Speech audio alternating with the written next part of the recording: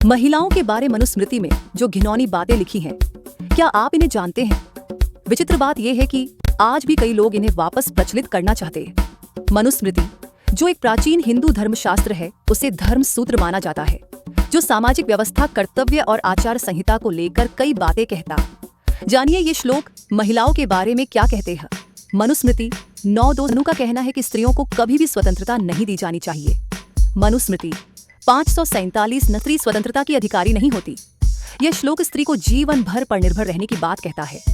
मनुस्मृति 9:3 बाल्यावस्था में स्त्री की रक्षा उसके पिता करते हैं, युवावस्था में पति और वृद्धावस्था में पुत्र करते हैं।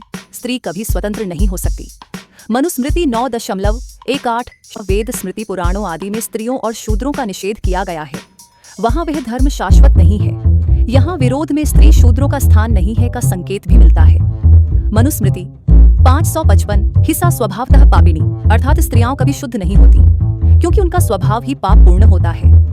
यह स्त्री के चरित्र और नैतिकता पर सीधा आरोप है, जिससे उन्हें जन्मजात अपवित्र और अधम बताया गया है।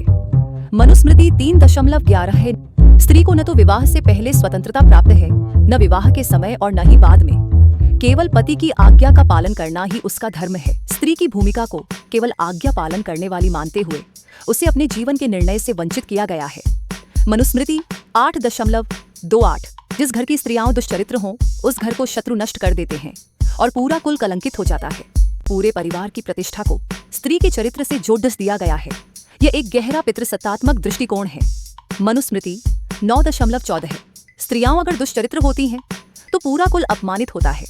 पुरुषों की तुलना में स्त्रियों पर चारित्रिक नियंत्रण की अधिक कठोरता या असमानता दर्शाता है। मनुस्मृति 9:22 न शक्या स्त्री को स्वतंत्र छोड़कर कभी भी सुरक्षा या नियंत्रण में नहीं रखा जा सकता।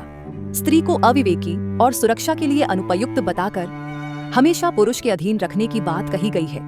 मनुस्मृति 2:213 कि कोई पुरुष किसी धर्महीन स्त्री से विवाह करता है तो वह अशुभ लोकों को प्राप्त होता है और स्वर्ग नहीं जाता। इन श्लोकों से स्पष्ट होता है कि मनुस्मृति में स्त्री को स्वतंत्र अस्तित्व का अधिकार नहीं, पुरुष पर पूर्ण निर्भरता, चरित्र पर संदेह और कठोर सामाजिक नियंत्रण, शारीरिक और नैतिक रूप से हीन समझा गया है। उपरोक्त श्लोकों का उपयोग स्त्री स्वतंत्रता और समान अधिकारों के विरोध में ऐतिहासिक रूप से किया गया है। कई विद्वानों और सामाजिक सुधारकों ने इन श्लोकों की आलोचना की है, जैसे डॉक्टर बाबा साहेब आम्बेडकर, जिन्होंने मनुस्मृति की प्रतियां सार्वजनिक रूप से जलाई थीं।